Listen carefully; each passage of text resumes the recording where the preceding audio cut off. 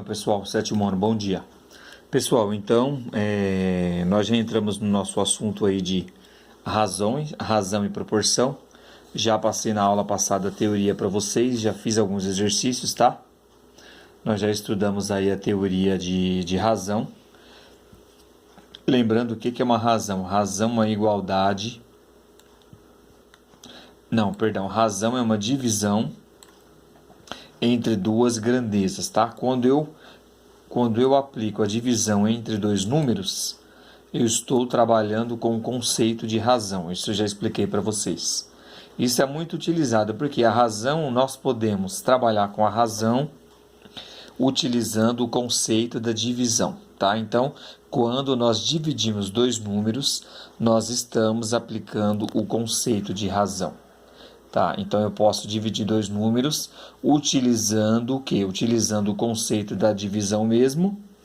Quando eu divido dois números, pessoal, não esqueça que o número debaixo do denominador, ele não pode ser zero. A divisão pode ser feita na forma de fração ou pode ser feita na forma comum, que é quando nós pegamos um número e dividimos por outro usando aqueles dois pontinhos da divisão, tá? Vocês não podem esquecer que na razão, o número de cima, o numerador, ele é chamado de antecedente e o número de baixo do denominador é chamado de consequente.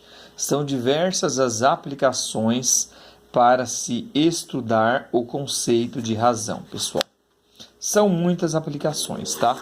Que nós utilizamos aí para o conceito de razão, tudo bem?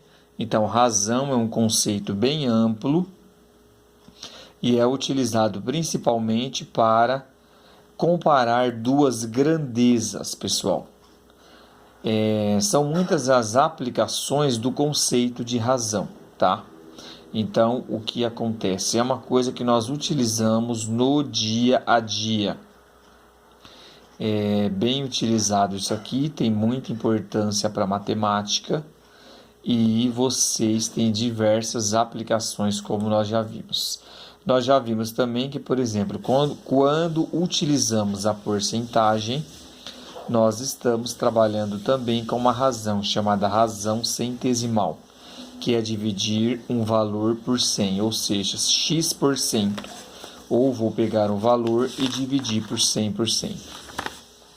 A razão é utilizada, por exemplo, quando nós trabalhamos aí, por exemplo, você vai com seu pai, você passa no posto de gasolina, você vai abastecer, ali você vai utilizar o quê? Uma razão. A gasolina, ela é uma razão. Por quê?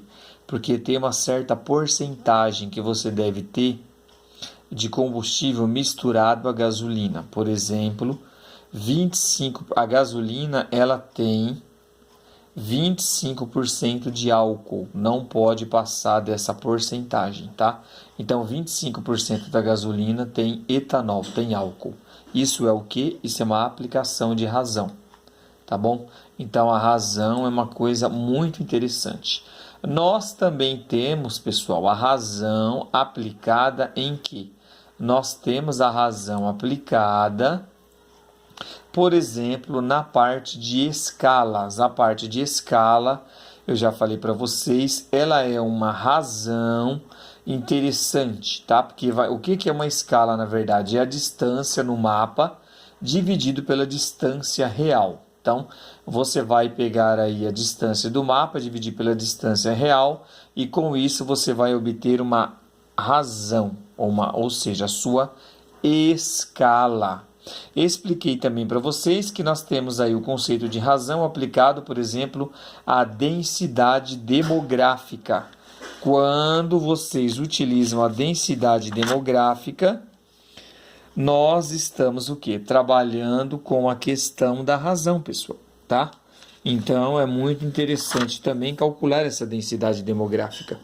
Como que nós calculamos a densidade demográfica? O número de habitantes de uma cidade dividido pela área da região ocupada. Quando você divide o número de habitantes pela área da região ocupada, nós estamos trabalhando com o conceito de densidade demográfica. Nós já começamos a fazer aí os nossos exercícios da nossa apostila.